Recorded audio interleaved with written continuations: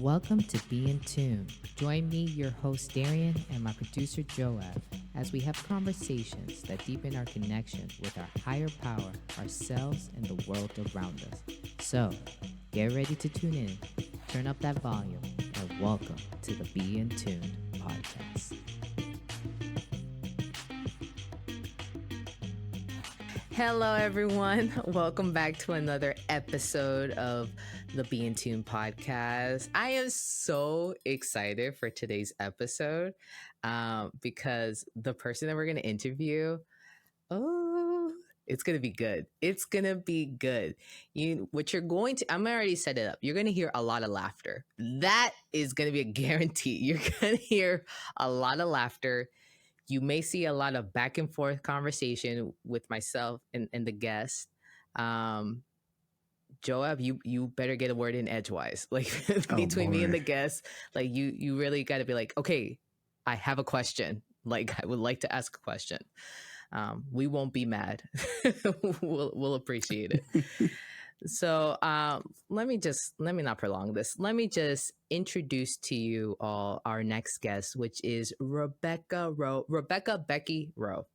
It's so exciting. So I'm going to read her bio and then we're going to get talking. So Rebecca Rowe is the owner and clinical director of Rowe in the Right Direction Counseling Services. Okay, girl, I see you with clinical director. I see you. With 7 years in the field of mental health / social work, Rebecca specializes in helping young adults work through life transitions, cope with anxiety and depressive disorders, and navigate the impacts of generational trauma.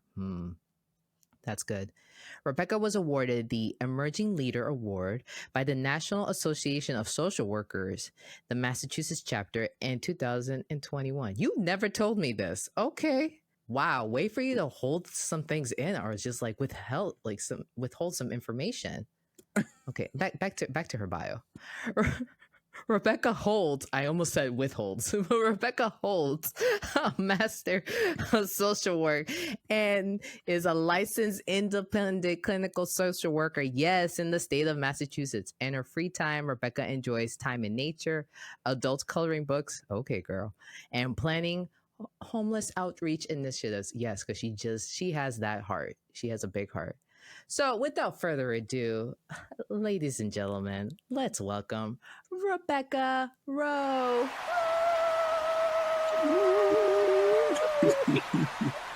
I'm happy. First of all, I'm so happy that you're here. Let me just say this. First of all, it's weird to call you Rebecca. That's a fact. So for the rest of this pod, is it okay if I just call you Becky? Because that's just how I know you. Yes, we're going to go with Becky. That is fine. So, Becky, how are you doing? I am good. How are you?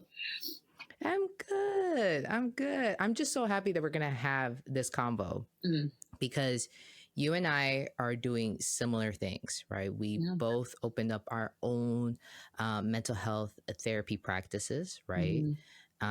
We're both obviously in the field of mental health, and we both have such like a passion to make sure that we are helping not only like our clients, right, or quote unquote the strangers that come to our offices, heal, but we have such a passion in making sure that we are talking about therapy in our own cultures, yes, in our own respective cultures, and that is huge. And that's one thing I admire about you. Actually, I've never told you this. I've noticed that about you.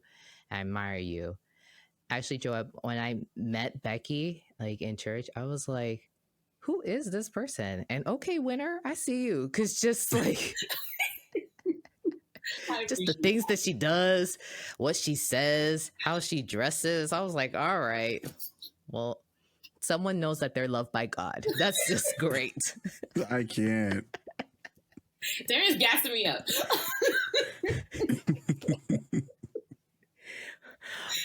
Although, I'm going to put you on the spot, Becky. You should tell Joab what was your impression. I knew it. We got to go there. Okay. Well, Joab, this is going to be good.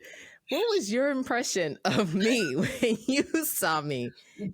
First of all, in the house of the Lord. I'm just going to say it like that. In the house of the Lord. Yes, in the house of the Lord. Before, we had this friendship, she looked intimidating to me. So we never, mind you, we've been in the same church for some years, but it wasn't until like the last few years that we really started like talking and things like that. But I came to realize she is not intimidating at all, not even a little bit. I'm really curious what gave off the intimidation like impression. Great question, like, Joab. Great question. The people want to know.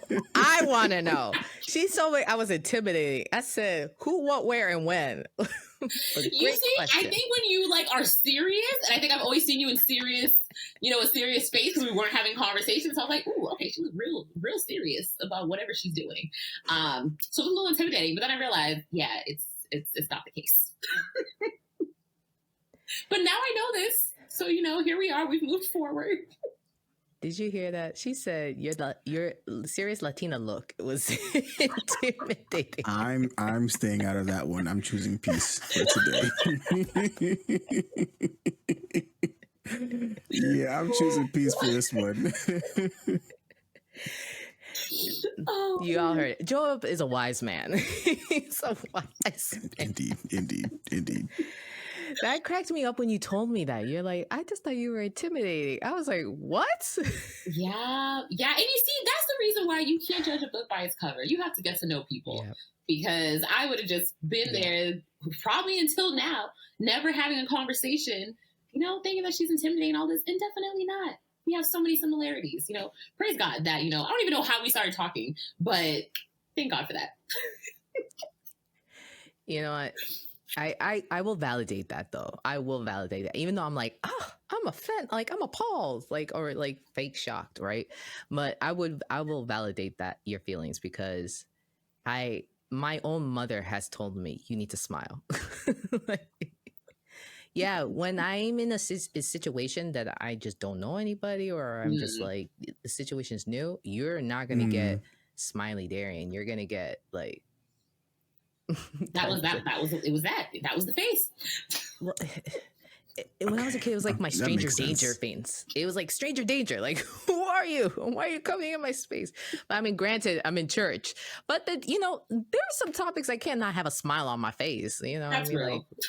Like, because here I am trying to be like, yes, people, Jesus and therapy coexist. Like, let's get it together. But that's a fact. I didn't say it like that. For those of you who are tuning in, I did not say it like that. I say it with such love and a little bit of passion. Just a little bit of passion. Yeah. But we started talking though. You and I started forming a friendship. It was around the pandemic, actually. It was like the beginning of this friendship that we have. That's a fact. Yes. Yeah, it was the pandemic, and I heard that you were trying to start group therapy sessions in our church. Yep, that is real. That's how it happened. Yeah. And I was like, this is amazing because I've been saying it to like my people, at least like my inner circles, like churches need to have, like there should be group therapy happening in churches. Absolutely. Like AA meetings happen in churches, right? But with our church and our religion specifically, like there should be group therapy. Like Jesus doesn't want the healed, he wants the sick to come to him. So, and if you're dedicating a whole building, in his name and his honor and glory, because the people are the church, right? Then we should be doing outreach. We should be having like group therapy sessions, like, along with food drives, you know what I mean? And along with like presentations on how to have like, where you can get better services. Like the church really needs to be like a lighthouse in the community where someone walks in and they can get all the necessary information that they need to be able to survive and move forward in their lives.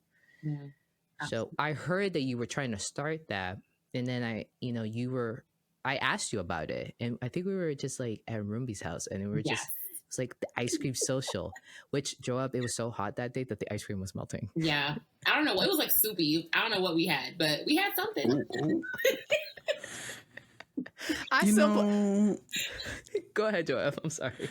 No, I'm just like, ice cream on a very, very hot date. You know, sometimes you just gotta read the room, you know, and maybe like that just wasn't the right timing, you know, to have ice cream, especially if it was. I mean, I don't know how hot it is, but it sounds like how you're describing it had to be like 100 degrees. So yeah, probably not the best time for that.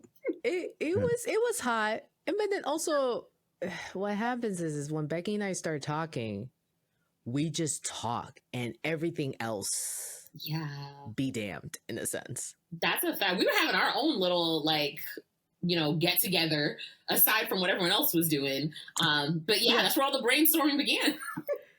It did.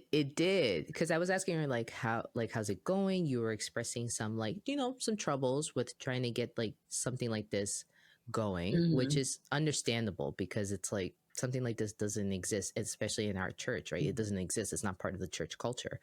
So that's when, I kid you not, Joe, I was just like, I looked at her, I'm like, I'm going to help you. Like, I just feel impressed to like help you. And that's where eventually Seasons began, like our mental health ministry. So Becky and I have a mental health ministry, and we're going to get into that. But before we do, let's finally get to know this lovely person. So, Becky, just tell the audience, who are you? You know, like in your own words. Okay, actually, let me ask you this. If you were to describe yourself in a sentence, what would be that description? What would you say? That is always the hardest question to describe yourself.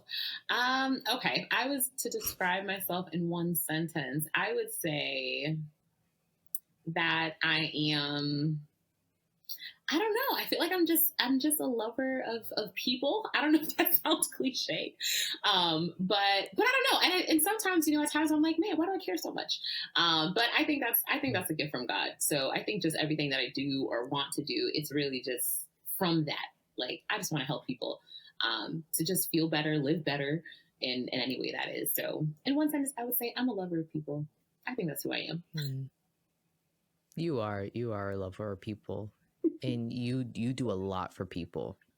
I try. Like just to get you to do something, like just to book you, like for like our own mental health ministry. Your calendar was so booked up. I was like, why are you helping so many people? That's what I was just thinking in my head. Like she's like, I gotta help a friend with this. I gotta help a friend with that. I have to do this. I'm like, dang. Yeah. Well, you do love people. So let me ask you this. Where did that love for people begin? That is a good question. Honestly, I think it began when I was little. Because growing up, before, you know, started going to the church that we went to, there was a church that was started at my house. We lived in an apartment at that time. And the church kind of started there. So I think I got used to just like, you know, having our home open to people. So they came there for service and stuff. And then my mom would always make like lunch for people after church and everything. So like the church group started in our house. So I think that's where I kind of got the feeling of, you know, just like helping people and like wanting to do that. And then I think as I got older, I got more exposed to like different types of like ways to help people, even like in terms of like the homeless outreach. Like that was something while I was in college. I had a practicum there, and I was like, wow, I myself, you know, might have had some assumptions about this population, but I think just like working with them and helping them with them and like seeing them as like human and having conversations with them, I was like, wow, yeah, like we're here to help each other. Like we're not supposed to just be living in a silo and doing our own thing. If we have the ability to help someone, even if it's, you know, in a small way, to do that. So I think definitely started when I was younger, and I think just over time, more like exposure to certain experiences. Your mom, I know your mom, and your mom definitely looks like she's a lover of people. Like she's a very, that lady is like faithful to the Lord. My favorite is when she gets like up in church and she gives like a testimony. Oh. And I noticed you and your sister, you're like, oh, okay, here we go. Because it's just so, it's like when she speaks, it's just like she's really thanking the Lord, like thanking God for everything. And even it doesn't matter how small or how grand, she's just, she takes her time to thank God for it. Yeah. And I love that. But I can definitely see like you kind of get that from her, your love for others. So how was that? Like, just like having like a church group start in your house. By the way, where were you born and raised? Yeah, so I was born, raised, grew up in Lowell, Massachusetts. So been there my whole life. So yeah, so very, very American. So I went to Haiti a few times though, but yeah. So very American. I'm sorry. Lowell is very diverse too. Yes, yeah, and I say that because culturally, you know, I am Haitian American, but because I was born in the U.S., you know, I'm very American, so that's why I say that that way. But how was that like? I think growing up, I think it was just, I don't know, I was really young. I think just like seeing it happen, there was a lot happening at once and it just felt like normal. I was like, oh, this is what we do. Like, you know, getting ready on, you know, Sabbaths to like have people over and do that. So it just felt normal at that time. And then throughout life, I think I just got used to the idea of just having people at my house. Like for some reason, you know, there was just always people there. Like sometimes, you know, people need to stay for a little bit. My mom's in foster care for a bit. So I think it just became normal, just like having people around and helping people in that way.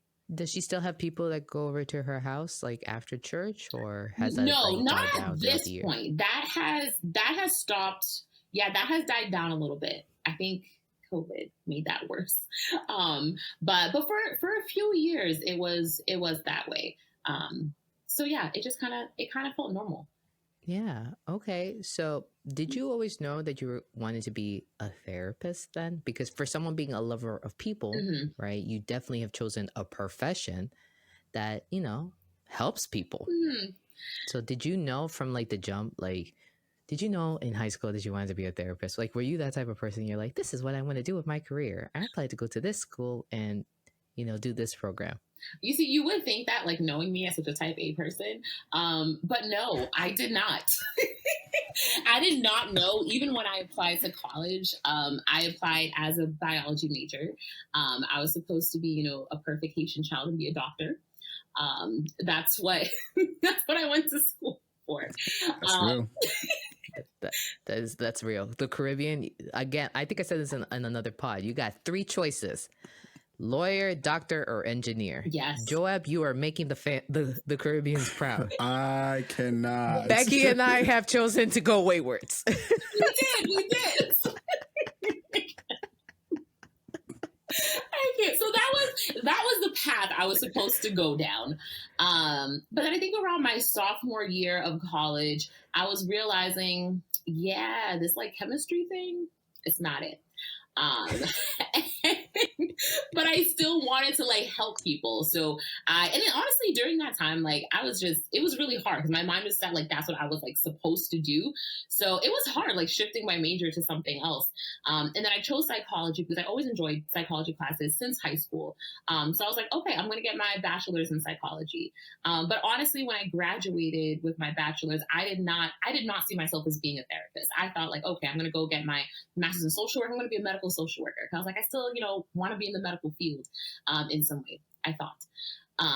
And I think it was after some of my internship experiences, I realized like, oh, I actually do like the one-on-one therapy. But honestly, it wasn't until like a few years into it that I realized this is what I wanted to do. So no, I did not know this right off the bat at all. Somebody would have asked me, never thought I'd be where I am right now. Wow. I did not know you wanted to be a doctor. Yes. I did. But yeah, my dad asked me several times. He's like, don't you want to go to DR and study medicine? I said, did you not remember my grades in science in high school? They were just terrible. It's hard. Like no one trusts me with their lives. I was not gonna like physically at least. Emotionally, yeah, you can trust me totally. 100%. Gotcha. So well, I wanted to know, how did your family react when you were like, forget this whole bio major, I'll switching to psych? How did your family react to that? You know, interesting.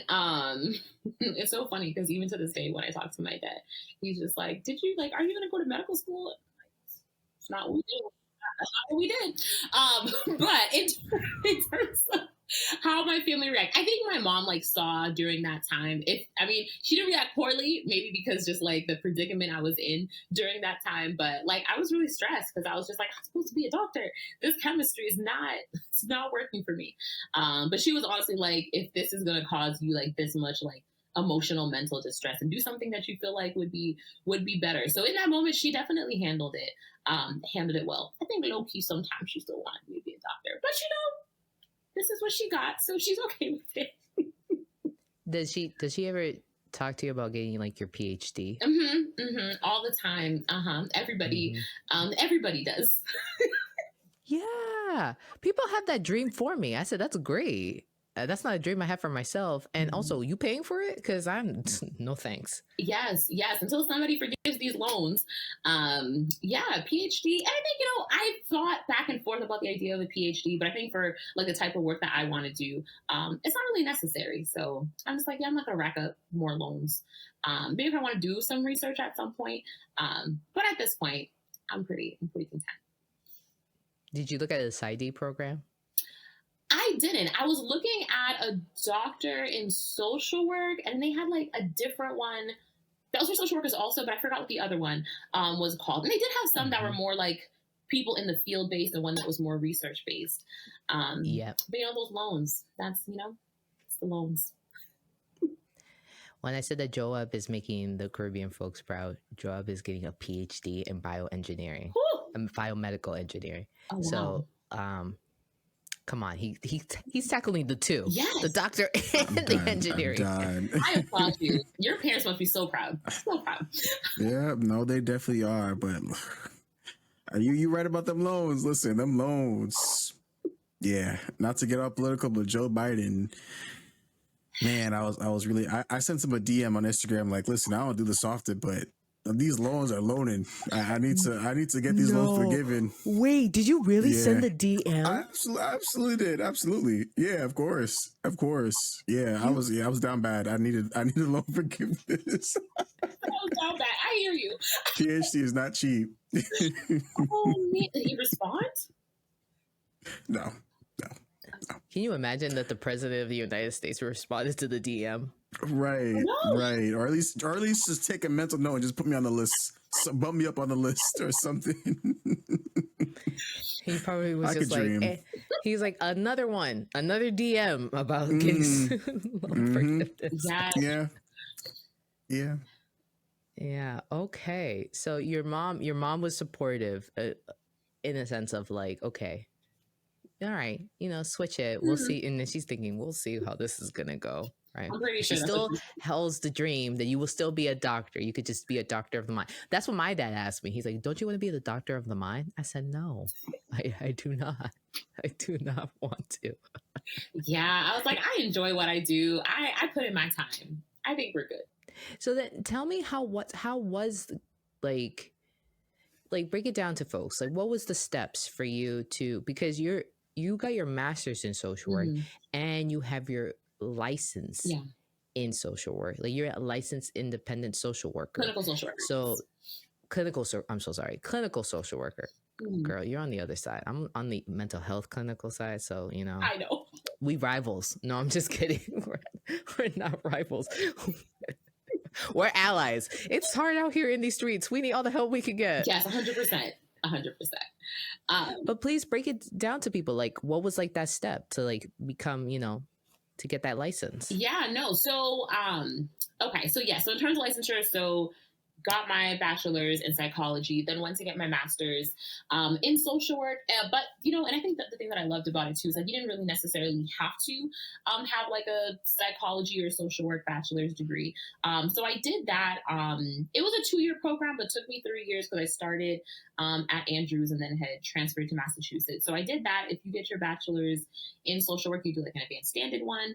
So I did that, had my 2 internships in that program. And then I think what makes a difference from social workers to the LMHC is that we have like an initial license that we sit for. You can do that right after you graduate. And then that one is an LCSW, so it's a licensed certified social worker. And then once you have that license, you have to accumulate 2 years of full-time work and get supervised under somebody who is independently licensed. So once you have those 2 years, then you can sit for the clinical exam, which is the one that provides you with the LICSW, so Licensed Independent Clinical Social Worker. So after you have that license, 2 years, and then you're able to sit for the clinical license. And then once you're independently licensed as a social worker, that's where the freedom comes. So you're able to like start your own practice. You no longer like need the supervision from someone else. So once I had that, a few months afterwards is when I started to transition into private practice because I was free. I could. So. Yeah, you're gonna have to go into a little bit more details on that because I just like how you're just like, and then I just did this, and then it's all great, all right? Like, yes, come on, girl. Okay, give us more of the details. Okay, yeah. So in terms of the transition into the private practice part. Oh wait. Actually, hold on. I want to go back a little bit. Yes. I want to go back because you said something that I was like, oh, I want to ask her about this. Like, you started. I would imagine you did internships when you were in grad school. Yes. Right. So I want to ask you this question because I know which internship was the most impactful, the one that like settled in my mind, like, yes, this is what I want to do. What was your internship? What was the internship experience that you had that you were like, yes, this is it. This is what I've been called to do? Yeah, that's a really good question. And at the time I didn't realize it. But looking back on it now, I think it was my first internship. So my first internship was at a residential facility with women who were struggling with substance abuse, and their children were able to be in that program as well. And so while I was interning there, I had the opportunity to like intern in a therapist role for individual therapy, but also group therapy as well. And that was my first internship. So I was a little scared because like I never did therapy before. And no one really gives you the steps in terms of, step by step, like what to say and things like that. But I think my love for like individual therapy definitely came from that experience working with those women. It's not, because they're in their most vulnerable state. A lot of them, like, they've experienced a lot of hard things. Some of them had their children removed.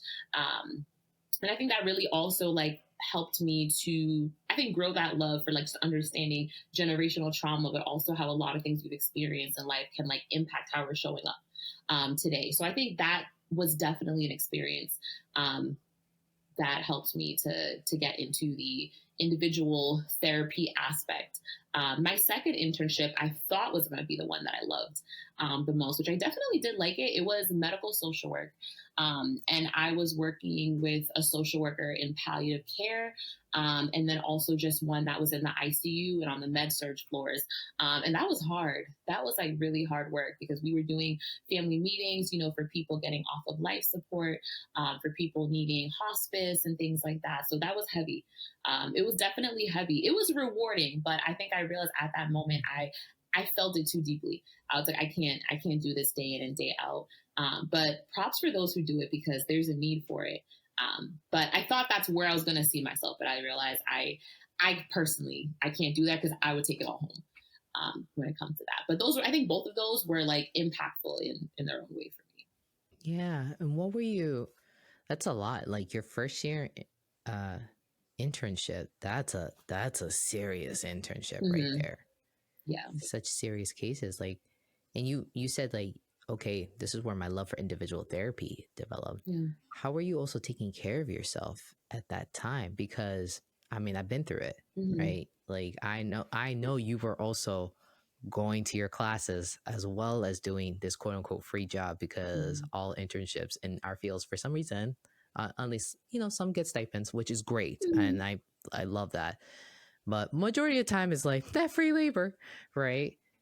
And of course, you were also holding all your other responsibilities because Becky, were you also active in church as well? So active. I look back on it now and I was like, girl, what were you doing? But I was so active in church. I was part of like the youth ministries. I was planning Vespers. I was part of the Pathfinder ministry. I think at one point I was like part of like the health ministry at the church as well. And so in taking care of myself, during that time, it was a lot. I think I was like very much on go, but I had a really good supervisor for that first internship, which was somebody that I kept in contact with for years after. And I think she was definitely helpful in terms of like, you know, understanding the need for self-care. But I think at that time too, I don't know, God must have gave me some type of like extra power. But it just felt like I was able to just do all of those things. But I think I realize now there could have definitely been some more self-care that was done. But in my second year internship, which was the one at the hospital, that was one where I definitely needed to prioritize the self-care piece more. And it was more apparent for me. So those are some times where like I had to say no for things, or sometimes it was just coming home and just being silent for a little bit. But it was different for each of them. But yes, I was very much active with all of that. Would you say that passion that you have, like that love for people, would you say that was what was driving you and still what drives you? Joab, I loved your facial expression when she was like listing all the things that she was doing. Because I said yes, because that's at times it still be like that. At times it still be like that. That's just insane to me. Like, so just so I understand, so the internship portion that was during grad school? Yes, both of them. Yes. So 1 year I did the substance use. The other year was at the hospital. Yeah. Wow. Because I had something similar but in undergrad where I was like, similar to you, like in charge of the youth department, children's school, while also going to school for a mechanical engineering degree. But I didn't have internships like you had them. So for you to do that and be doing an internship in grad school, wow. Yes. Wow, that's a lot. It was. That is a lot. No, it definitely was. And what Darian said, I think that actually makes sense. Now I'm putting it together because when I think back on it, I'm like, I don't know how I was doing all of that, but maybe it was the love for people at that time. And, you know, I wasn't married yet, less responsibilities, didn't own a house. So I could be a little bit more free when it came to that. But I think, yeah, it must have been, I think that love for people that is just like, I found a lot of fulfillment in doing it. I didn't feel like I was just like tired or dreading it. It kind of felt good. Joab, she reminds me a lot of Arshley in our interview with Arshley. That piece of like the love for community, the love for people, because that was like another friend of ours, and that's what motivates her. That's what drives her. Like to the point that Joab and ITs were like, when you create your own community, we'll buy real estate there. Like we want to move there, you know. Because I know we'll be taken care of. But yeah, like it just seemed like you were just really given that passion, that love for folks. And I love what you said. You're like, it doesn't drain me. I find such fulfillment in it. I mean, it can be draining at times, right? But it's nice to hear though how you say, but I get fulfilled because of this. Yeah. And it kind of, it sounds like there's like like for most people, like if I were to be in the same shoes as you doing the same exact thing, like I would drown in that work or that level of stress. But it sounds like for you have that level, like, or that threshold built already because like it's feeding into that passion from what it sounds like. So yeah, like that's really amazing. And you could tell like that's a gift for you to really be able to bear that weight of doing both, but not like get the heavy work effects from it. That's a gift. That's absolutely a gift, and it's catering to that. And you could definitely see that. I appreciate that. Thank you.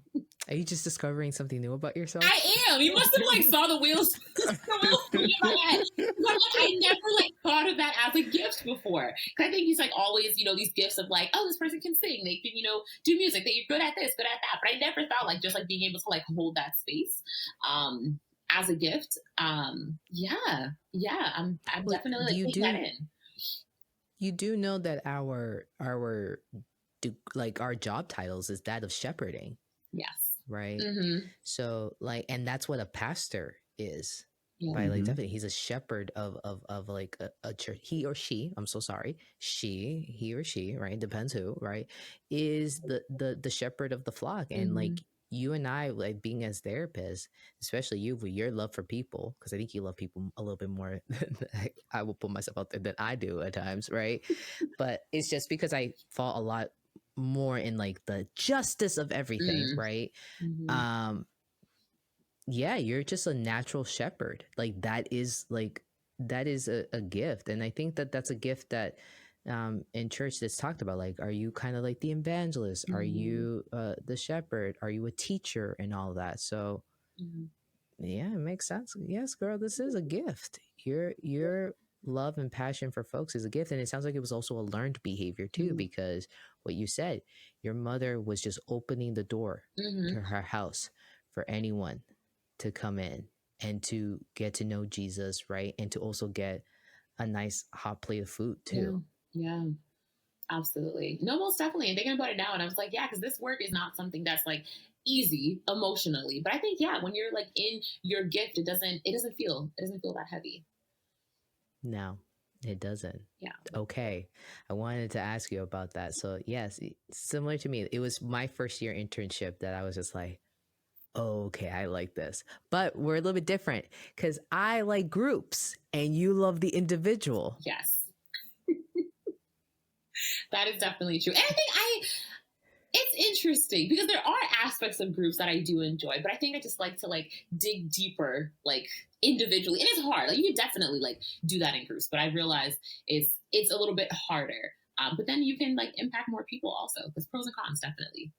For both. Yeah, for me it's like flipped. It's like, oh, I love individual. I mean, I do it. I love the one-on-one connection, the getting deeper, also being like kind of like a witness to someone's life, right? And seeing that the growth that happens, like that's pretty dope, I have to admit. I was like, wow, I'm so honored like just to be here. It's just to witness this. But what I love about groups is like I love the chaos. I love when I don't have to speak and the group is running itself and speaking. And I think you and I did like an event and it was a group and you were like, oh boy, this is group. She's like, she was already like, I don't know, I'm an individual therapist. I prefer more of the one-on-one. And I was like, this is gonna be so much fun and it's gonna be amazing. And Becky's like, whatever you say. But it was though. It turned out it was really good. You know, it's so funny. So Darian, you prefer more of the group style, and Becky, you prefer more of the individual style, but yet you both collaborate together. How? Because usually, you know, that kind of sounds like a recipe for disaster, because you both have different ways of doing, you know, a therapy session. So like, how do the two coexist then? Because that's like an oxymoron, if you will. Well, we should just jump to the seasons portion. We'll come back to how you developed your private practice later. Let's just jump straight to the seasons. Yes. But Becky, go ahead. Why did you start answering that question? Because that's a good question. That really is a good question. And I think honestly, the fact that we do like have different styles and things, I think that makes it honestly work better. Because there are certain things that it's like, all right, Daniel, you can start. I'll come in afterwards. When it comes, you do that all the time, by the way. All the time, you're like, you could start. She always goes, you could start. So most of the time, yes, Darian is starting. Gets me, I get a little warmed up when it comes to the group aspect. But I think it works because I think we both have like a passion for like the faith and the mental health part. Because there's just so much stigma. When it comes to like mental health and faith community. So I think the fact that like we both have that like joint passion to like educate, to inform, to let them know like you don't have to just be struggling. Like there are different things that you can do. So I think that the fact that is mutual, it helps. Yeah, I don't think for us so far there hasn't been any chaos. So somehow it just works.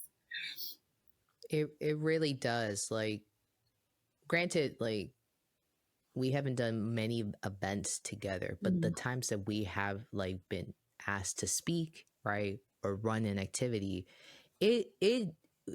we complement each other. We really do. Like, we're very good, and we're also very good at filling in the gaps. Like when one kind of not fails, but like didn't say something or didn't elaborate on something, the other one instantly comes in and it's just like, and let me expand further on this point. And you can also tell that we've been in our fields for quite some time, that we're just very good. We're very good at picking up on the nonverbal cues. But yeah, like we did an activity at our church, should I say is it our old church, or should we just still call it our church, even though we like, yes, we're not in attendance often. I'll say it gently like that. But they asked us to do something with the youth and the young adults, and we did like a group therapy type activity, and it went really well, because when it came to like the educational portion of it, because we were educating folks on anxiety, right, what it is, why you would possibly get anxious, right, and the holidays were kind of coming up, so we focused on that. Becky like completely demolished the whole educational piece. She's very good at presenting the information, very good at saying, so this is what anxiety is, and this is what's going to happen, and this is what kind of happens in your body, right, and you may want to try like these different kind of skills and such. And I'm very good at just being like, so what do we think about that, like, or just like coming in with like a random thought, jumping in. And then she's very good at we just bounce off of each other pretty well. That's pretty much what I'm just trying to say. It's a little long-winded, but you got my point. No, that makes sense. That makes sense. And now, like, I definitely see why. Because, like, if one person, it's like, I mean, this is probably a bad analogy, but like, kind of like good cop, bad cop. Like, you guys both have different methods for adding to getting like a result. So I see it.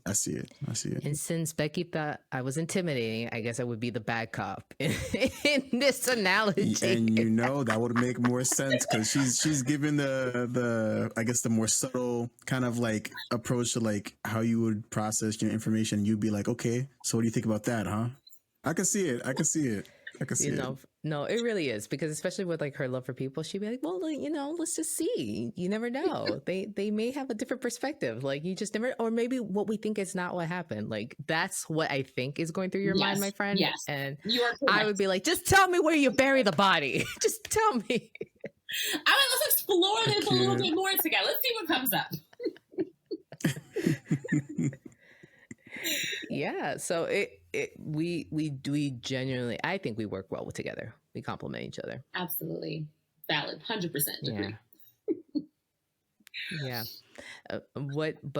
When we do compliment each other, what's terrible is our kind of our little team meetings. We have an agenda, but we sometimes don't follow the agenda, because then we're too busy talking about this and that, because we're also we own our own businesses. So it turns into, did you by the any chance like struggle with this piece, or no, I struggle with this, or this is what I found out. So next thing you know, we're just yappers, and then we're checking in each other, making sure our self-care is good with each other.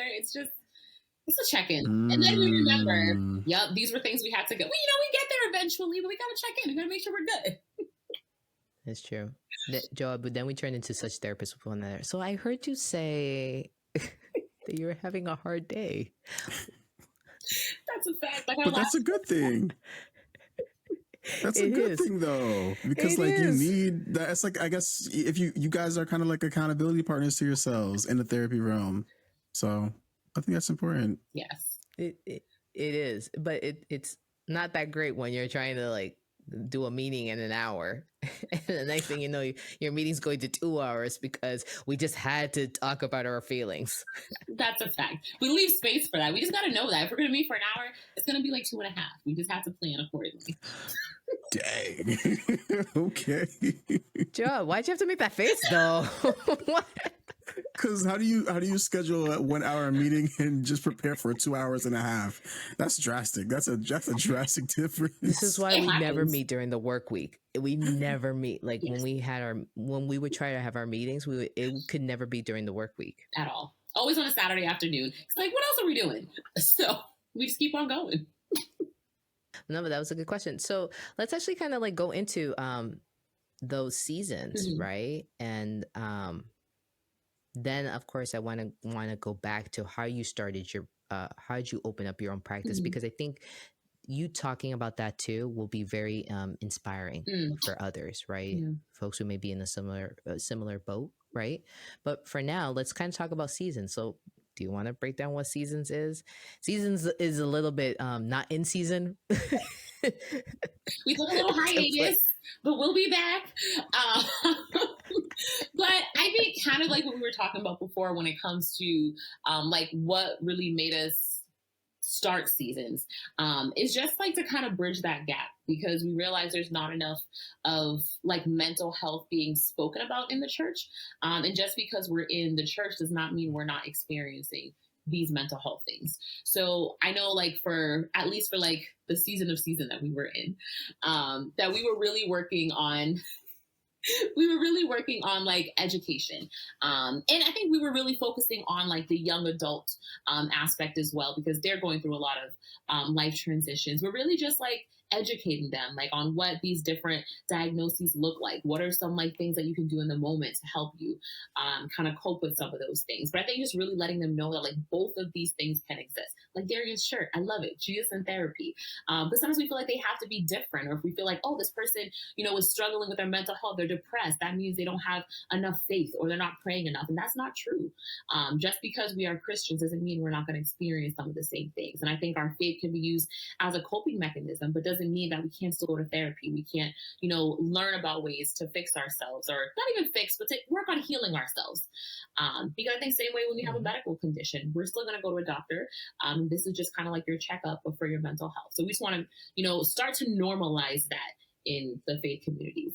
So I think that's kind of like the root of Seasons. But you can definitely add more if I forgot anything, Darian. No, that was very good. Yeah. So Seasons Mental Health Ministry. That is the mental health ministry that Becky and I started, the faith-based mental health ministry that we started.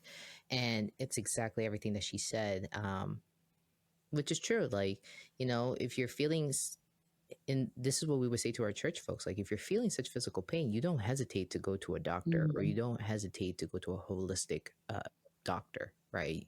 Whoever, you don't hesitate to get checked out. So when you're feeling an intense emotion, right, that can lead to, you know, having like a panic attack, right, or being unable to get out of bed for like several weeks, then, you know, that is a time for you to go get checked out, right? And we're like you said, we're trying to normalize that conversation and trying to like destigmatize a Christian walking into a therapy office. Because here's the thing, we have Christian therapists, right? And I gave like a sermon at our church like a while ago, and I talked about that. Like I said this too in another pod, like the point that I used to kind of support my point of like Jesus and therapy coexist is, but when I talked about how Jesus's disciples were doing miracles with Jesus being right beside him. You know what I mean? Jesus is the Son of God. Like, I asked this, I was like, did he really need the assist? Well, he was also human too. Oh, okay. So you see then his limitation and how he could have used the assist. Case in point, you know, we all enter some limitations and we can use the assist. And it's not that God has any limitations, but God has his people. God is definitely going to use his people to help with assisting, like help moving his children along and helping others assist others, you know what I mean? So it's just like, let's destigmatize this. Like a Christian cannot walk into a therapy office. If anything, it's highly encouraged. In the Bible, I say this all the time too, you know, of course, with like spaces that would welcome this, right? That I really believe psychology just came from the Bible. That's it. It was nothing. When in the book of Ecclesiastes, it says there's nothing new under the sun. For sure. Where did Freud came with a lot of his things? Well, you know, that's a good question, right? But listen, the Bible gets referenced a lot, and like God is definitely in his scripture. Like if you read the Psalms, you don't tell me that there's no level of psychology. There's nothing about feelings. You cannot tell me that. Don't tell me that there isn't. Like Psalm 38, I just read that Psalm, verse 8. This is, first of all, a prayer, right? A prayer about David committed like a sin, and you know, he's talking to God about like the weight of the sin on him. And he says in verse 8 says, I feel faint and badly crushed. I groan because the agitation of my heart. In another version, it says all of that, and it says, I feel anxious because of what I've done. And the word anxiety is written in there. And then at the same time, the same David talked about God, search my anxious thoughts. So hello, this is psychology right here. This is therapy.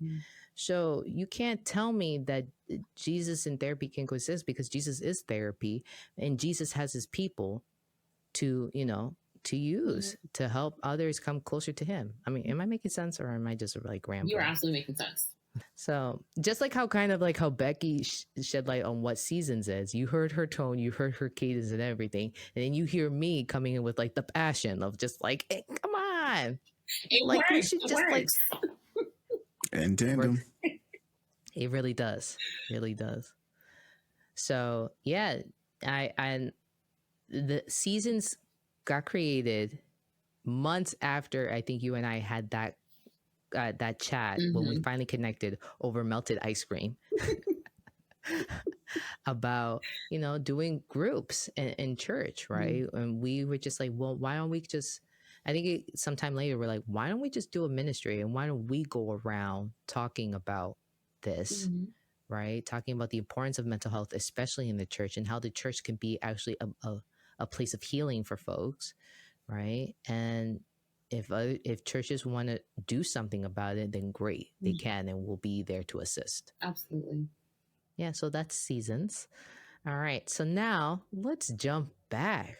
Girl, tell me about how you just went yeah, I got this I got this degree, I got this license, and then I opened up my practice. I said, hold up. There's more to the story. So share what you feel comfortable, of course, because it is your story. Yeah, no, most definitely. And I'm happy you called me out on that, because yes, sometimes I do that. I'm just oh yeah, we just got here. But no, there was a lot. There was definitely a lot. There were some stressful days getting into this. But I think something that was the most helpful, I think, in starting, and I think kind of backtracking, I think just also, I know in the beginning we were talking about how, having God in the midst of things are really important. And I think just this whole journey, I've seen God just order my steps. I think every experience I've had, whether it be a job or an internship, I think they all prepared me for where I am right now. So my last job before I went into private practice, I think that was definitely helpful because that was a small private practice. And that was one of the reasons why I did want to work there, because I did want to start to get that experience to see what it would be like to do that.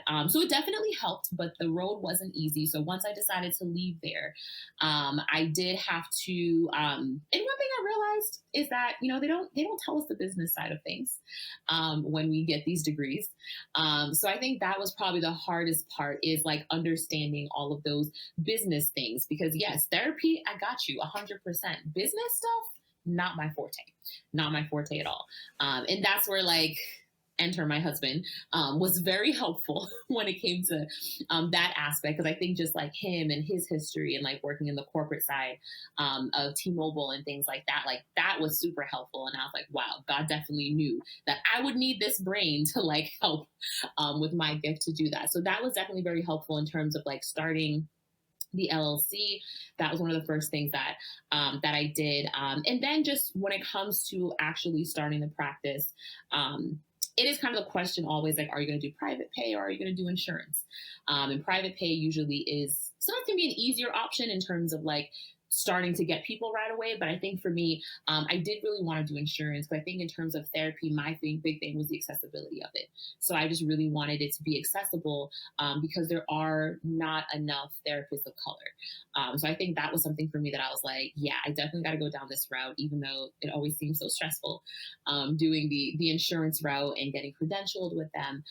But I wanted to make sure the services were accessible. So that was something that took a lot of time, was being able to get in contact with these insurances. Thankfully, when I started off, I had a service that helped. But then I ended up transitioning to doing that on my own, which was a lot of trial and error. in the beginning of it, because again, they don't teach you this, so you realize, oh, this is not how you do it. I had to figure out a little billing and coding that I never learned to do. So I think those were some of the most I would say stressful parts of like starting the practice.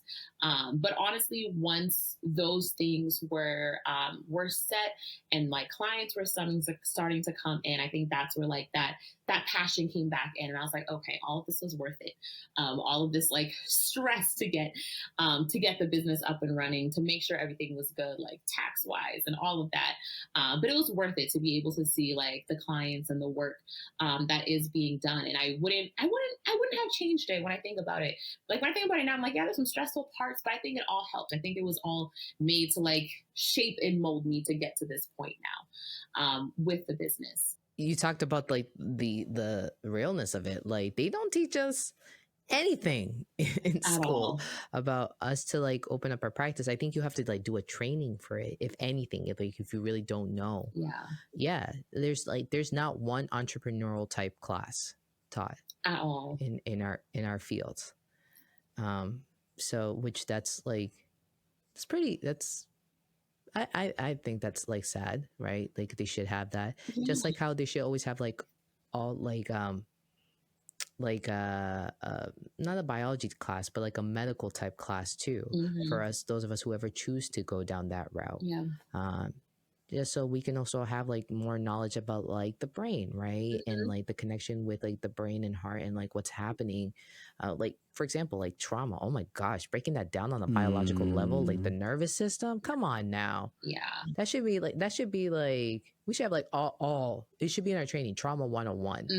And that should like where it needs to, what we need to like focus on, because EMDR, as you know, probably know, Becky, like it's taking off. And I've explained this to people. They're like, what is it? And I'm like, just think about like this therapy is attacking your nervous system. It's targeting your nervous system. So therefore you can actually regulate. So therefore when your therapist in the future tells you, hey, you need to breathe, you can actually do it. Because your nervous system is completely out of whack at this point.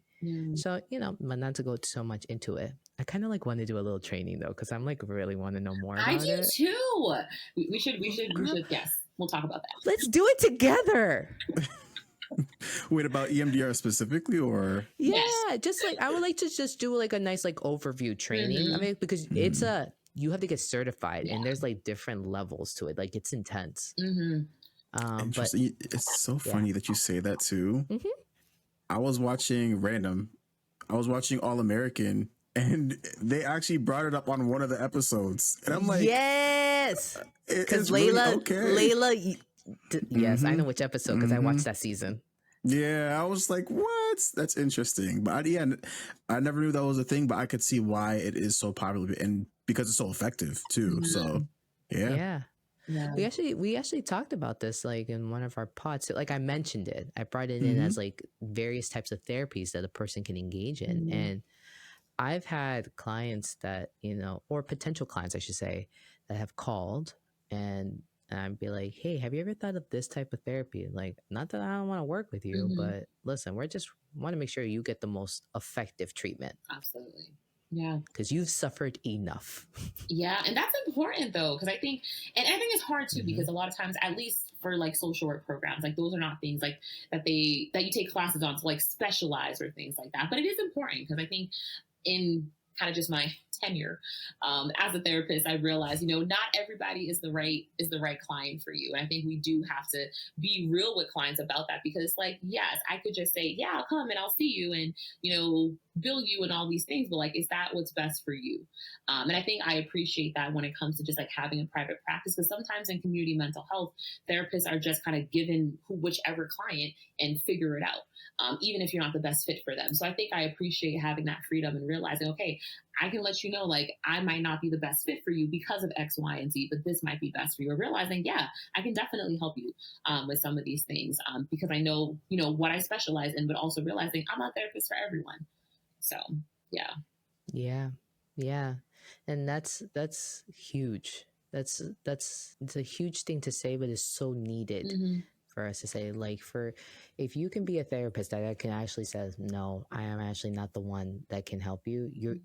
Thank you. You just did a solid for that person. And if anything, you actually added, you were a stepping stone in their healing, because like you said, like we both worked in community mental health, and that was just like, here's this person. And you're like, I don't know, based off their background and based off how what you know about me, I just don't. And then the person themselves could be like, I don't like you. I'm like, well, that's fair. You're entitled to your feelings, but you're stuck with me. You know, like it happens. It happens. And sometimes in some spaces you don't have that freedom to say, no, I can't work with you.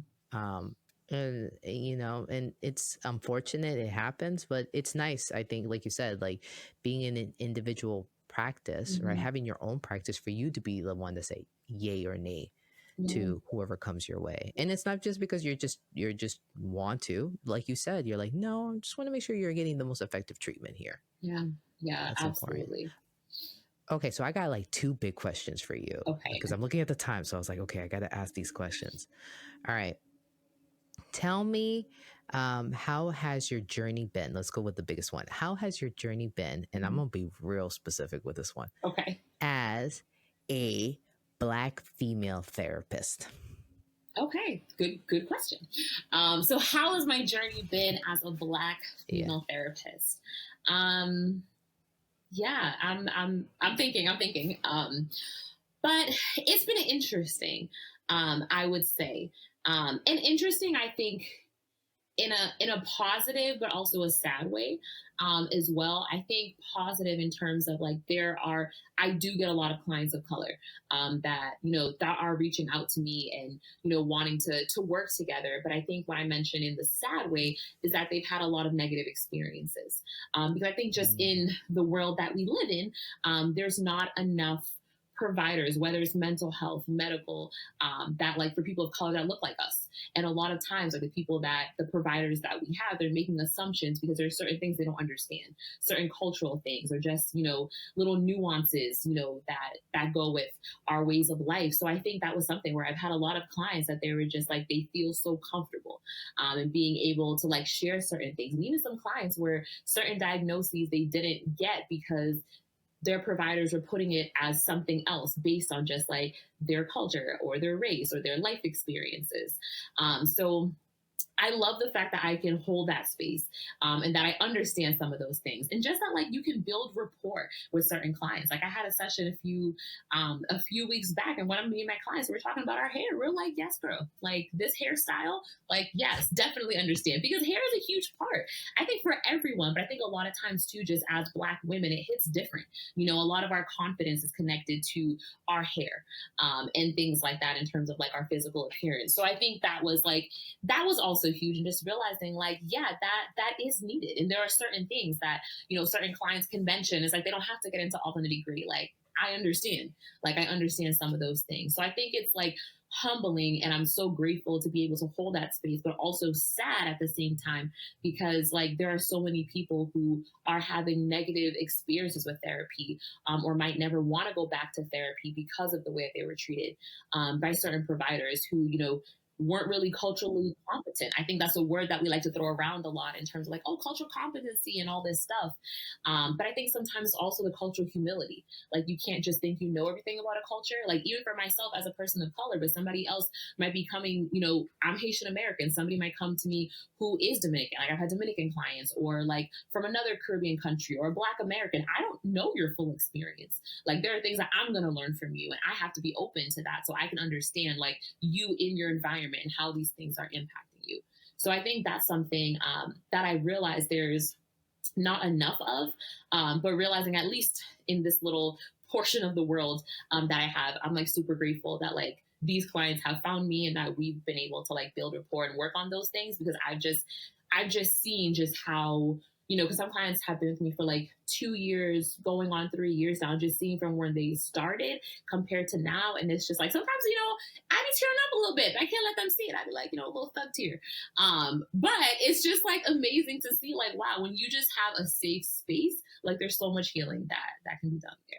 Ooh, that's a word right there. Mm-hmm. When you have a safe space, healing can happen, Mm-hmm. right? You didn't say exactly like that, but that's how I would phrase it. Yeah. Like when there is a safe space, healing happens. Yeah. Yeah, I've gotten that too, being a Latina therapist. Mm-hmm. Like actually I feel a little honored when like someone's talking and they're like, but you get it. And then I'm like, I do. Indeed I do. Indeed I do. I understand exactly what you're talking about. Mm-hmm. Or like you said, there also needs to be a culture of humility. Mm-hmm. I don't know about you, but like I imagine you do this too. Like I'm sorry, can you please expand on that? Because I don't understand where you're coming from here, but I would like to learn. Mm-hmm. Please educate me. This is the time where you can tell me what's going on. And the more you give me, more information you give me, the better assist I can be to you. And I think I've had that in the past where people are just like, yeah, I appreciate you asking. Thank you so much for asking. Or I'd be more than happy to expand on this for you, because there's just some things I'm not going to know. And like you said, some cultures, I know Dominican culture, but I know Dominican American culture extremely well because I'm Dominican American.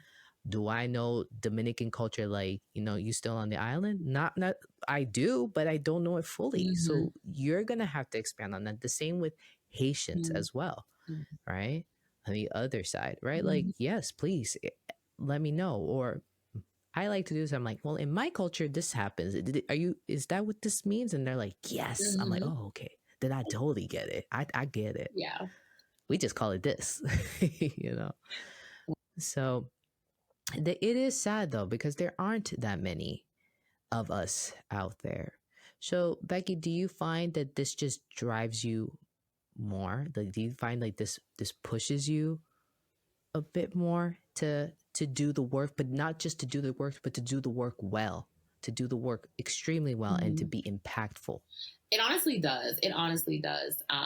And I think that's what really got me into just also understanding, like learning more about like the generational trauma piece. Because I think just a lot of times in, cultures of people of color, there is a lot of generational trauma that we've experienced that, continues to impact us now. And I think that definitely does drive me to want to do that. And I think just also in terms of like expanding the practice and hiring, like I do want to hire more therapists, of course, if they're qualified, doesn't matter what color you are when it comes to that, but then also just like teaching that culture of humility, because I think that's most definitely needed. But yes, it is definitely a driving force because there's so much work that needs to be done there. And I think just even like my own culture, like the Haitian culture, there's so much stigma around mental health. And I have so many Haitian American clients that, I love to see it, that we are working on our mental health. We're trying to break some of these cycles. So it's definitely needed, and it definitely does drive me. And I think that's why sometimes too, in terms of, speaking in like some Haitian churches and being able to start putting that out there, for them to have an understanding of that. But some of these things that we think are normal is trauma, and we shouldn't, continue these cycles. Well said, friend. See, I told you, girl. Look at you. I think I said it before here. I was like, if I had your cadence and your vocab, it's unstoppable. I'd be unstoppable. I kid. Not really. No, seriously. All right. So then that leads to my next question, because you kind of like set it up in a way. Okay. This was my other big question that I wanted to ask you, because you said we like to throw out the word cultural competence a lot, right? But we need to start having a cultural humility, like well, no, I'm sorry. Was it competence in humility? Is that what you said? No, I said, yeah, cultural. We need more cultural humility. Cultural humility. Yes. Thank you. Okay. So with that being said, what is, as a therapist in the field, what is a hindrance or an issue that you see in our field and you're like, yes, this has got to change? And kind of, if I can also kind of guide you a little bit on how to answer that question, I want you, if you can, throw in some suggestions and tips to students who are training to be therapists, because like I said, it's hard out here in these streets. The world is not getting any saner.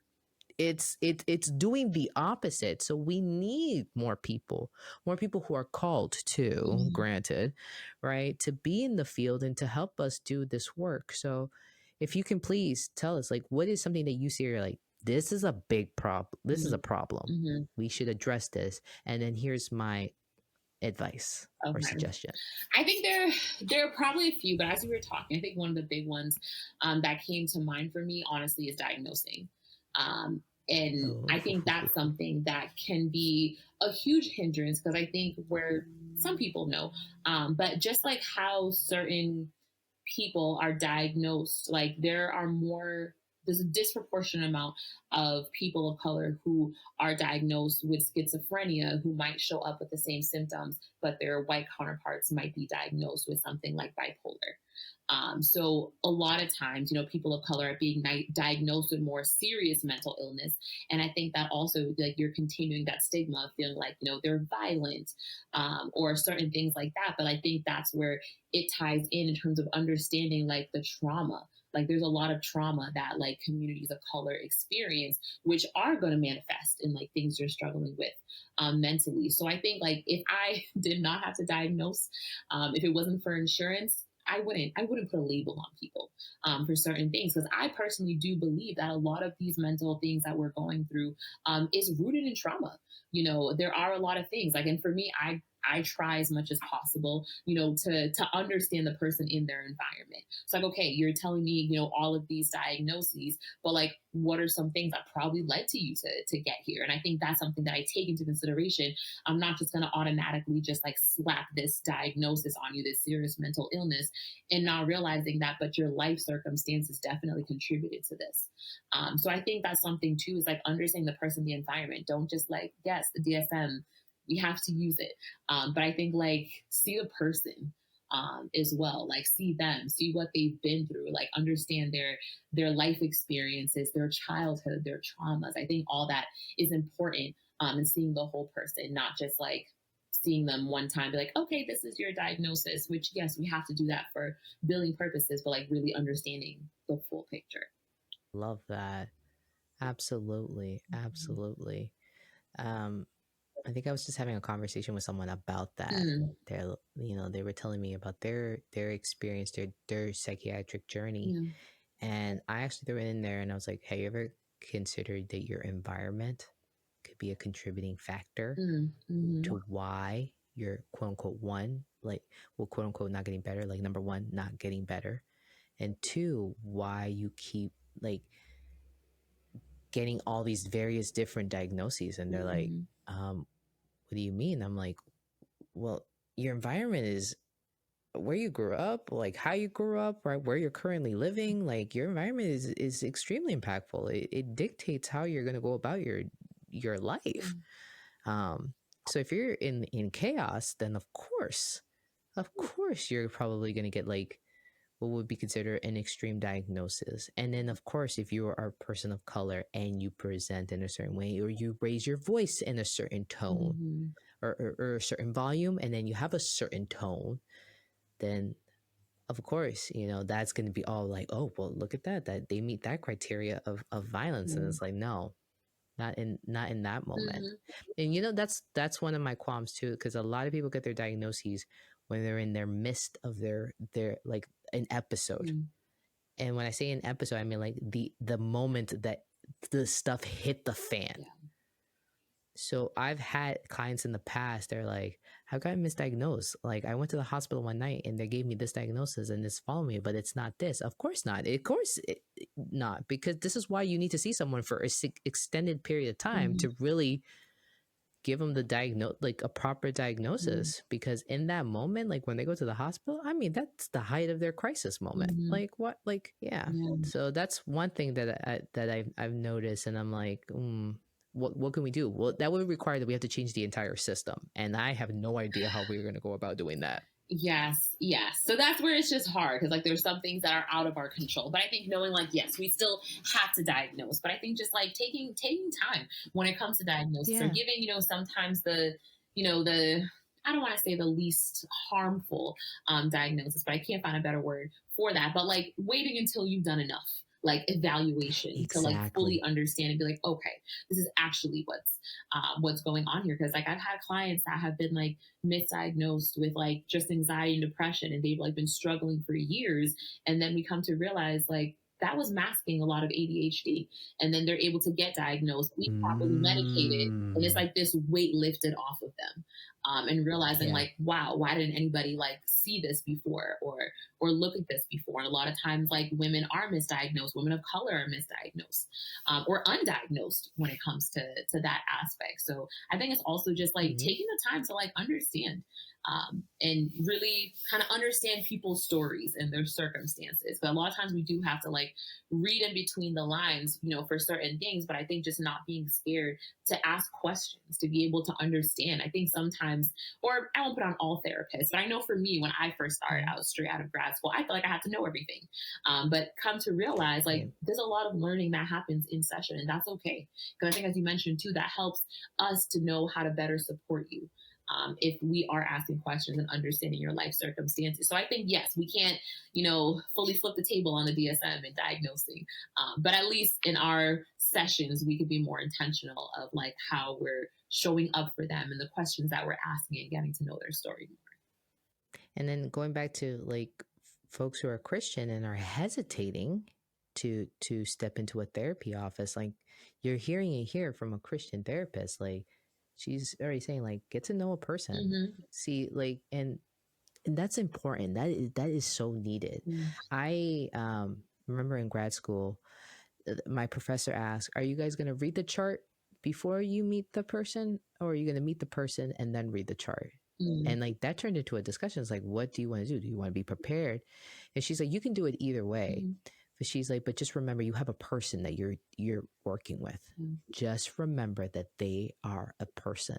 So you can read the chart, so you can kind of have an idea, right? Because sometimes if you read the chart beforehand, you could be like, interesting. They failed to mention this and this got mentioned, or was this? You get to decipher like, was this a thing that they failed to mention, or was this an over exaggeration, or was this miscommunicated? Like, because you know, again, sometimes people come in at their darkest moments and, you know, they're not thinking clearly. It's safe to say that they're not thinking clearly. So it's, you know, it's good to maybe get some clarification. But I really appreciated that professor saying exactly what you said. Like, just remember that you're working with the whole person there. Absolutely.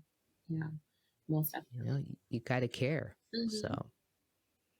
Yeah. Okay, Becky, you're just dropping some gems. I see you. So my last question here, because girl, if not, you and I could just talk forever. And I think this is a good stopping point here. But what would you tell another Becky? Like, there's a Becky out there who also decided to not become a doctor, go against her Caribbean family's wishes, and has chosen to be in a field that is so stigmatized. Like the profession is stigmatized within the culture, right? Okay, maybe this is very specific, right? But what would you tell another Becky out there? What would you? She's like, right now she's studying, or he's studying right now. Right. And they're trying to do this. They too have a love for people. They too want to help. Actually, hold on. I can't end this podcast without asking this question. You're the homeless initiative or the unhoused initiative. Excuse me, ma'am. What is this that you're doing? Oh, well, there's so many plans in the works when it comes to that. But at least something that I try to do consistently is making blessing bags for the homeless. So my husband and I will kind of get like kind of items that, you know, they might not have, but they might need. We get like toothbrushes, chapsticks, some flashlights, you know, some sanitary pads for the women, some like just like wet wipes type things that they can use to be able to pass those out with snacks. So that is something that we've done and we, you know, try to be consistent with. But there are a lot more initiatives with the homeless that I'm trying to plan to do, but not just for the homeless, but just like communities in need. Like, you know, I do want to get to a point where I am able to have like back to school drives, you know, for parents who are struggling and can't get their kids, you know, some of the things that they need. So I think just like Rowe in the right direction definitely is counseling, but there is going to be another side as well, because I think that's something that for some reason God has put it on my heart to be able to do that. So there's a lot of things in the works. So that is soon to come. But at least for right now, that's the blessing bags is something that we've been pretty consistent with. dude, get out of my head. I literally just said this about Imperfectly Tuned. I said Imperfectly Tuned needs to start giving now. Like, it doesn't matter that Imperfectly Tuned's only existed for a year and a half. I want Imperfectly Tuned to like be within the culture of it giving back to the community and doing something. So, all right. So maybe more like I get out of your head because, you know, you're doing this already. It's important though, giving back. Yes, I think that's the biggest thing for me. It's just like realizing like, yes, I'm, you know, I've been blessed to be in this position, but realizing like there are other people, you know, out here that might not have certain things, and if I do have it, I feel like it's our duty, especially if we're calling ourselves Christians, it's our duty to be able to help. So that was for that question. You did the question that you asked is what I would tell another Becky. Yeah. Okay, so if there was something that was just popping in my head, I think is mentorship. I think that is something that I would say, you know, try to find a mentor. And that's something that I've had some good supervisors, but I haven't had mentorship. And that was something that I always wanted. I'm starting to realize that I say is a lot of things that I want is what turns into like ministries and stuff. Even with seasons, I know I've mentioned like things that I wanted that I didn't have, and we started doing seasons. But that's something I do too, is like I do have a few like mentees, some that are in grad school right now. And even just like other friends that are like in the field of therapy and trying to start out private practices. But I think find a mentor. And I think that means that more of us need to be open to having mentees to be able to help guide them through that. But I think that's something like find mentorship, like build connections to be able to help, you know, in terms of kind of starting this process. But I think realizing if that is something that you feel called to, knowing there's always going to be outside noise, but I think it's really just like creating a plan for yourself and being intentional. Like intentional in terms of every step that you take career-wise to be able to meet some of those goals. It's not going to be easy. There might be some tears, you know, along the way. But I think realizing if that's where you're supposed to be, you know, the stars will align or God will guide your steps in the way that he needs to, so that you are meeting that goal and you are showing up where he needs you to be able to show up. Love it. Love it. Okay, put a plug in for your business. I mean, come on now. What is this? What is this Rowe in the right direction? No, I'm just kind of talked about it, but what is it? Like, put a plug in. So Rowe in the Right Direction Counseling Services. I have to give credit to my husband for the name. One, he gave me the last name, but two, he named the business, which I love. So yes, we are a virtual mental health practice. And maybe eventually we'll have physical, but I think remaining virtual. Because I know, as I mentioned before, the accessibility piece is very important to me, and I'm realizing a lot of people that are reaching out, they don't even want in person. So we are virtual, and we are expanding. More news on that soon. So we are working right now. We work mainly with like young adults ranging from like 18 to like 40s. I still count them as young adults that are going through like a lot of different life transitions right now. And I think just like the state of the world brings up a lot of anxiety and things like that. But if you would like to find me on social media, you can find me, I believe it's _Rowe in the Right Direction LLC, to be able to kind of book or get a phone consultation. And I always say a phone consultation is the best place to start. Even if you're not sure on a therapist, just have a conversation. You at least start to realize, oh, I didn't realize this is what I need, or realizing, okay, maybe that's not my style. So I think for any person who wants to get into therapy, just start with a consultation, have a conversation. That's my plug. Mm-hmm. No, I love it. I love it.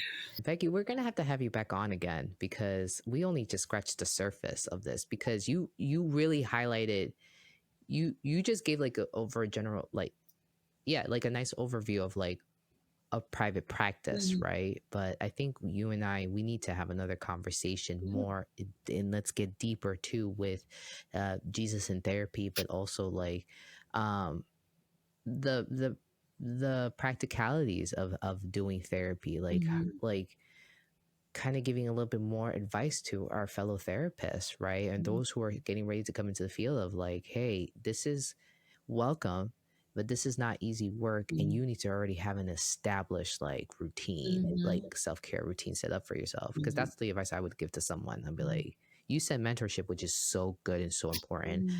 I needed one and I didn't get one, and I finally found someone, but I was like, anybody want to be my mentor? Like, but I whispered it. I wasn't bold on it.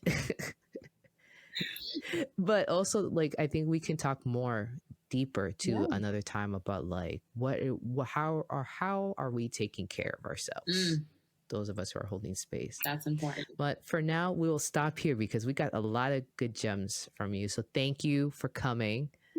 I appreciate it, girl. No problem. Thank you for having me. Of course. And then of course I'm gonna talk to you soon because we do have a ministry together. And I like it. Seasons is not in seasons right now. The next season's so we're gonna talk about it is. So we'll talk more. But those of you who are listening, this is Rebecca Rowe. She loves people. You can just tell by the way she talks. She gets fulfilled in helping others. So yeah, take note of that and ask yourself too, are you loving people? That's a good question to ask yourself.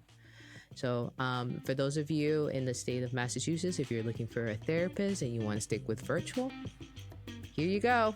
Just found you someone. Check her out. All right. Remember, be in tuned. Peace.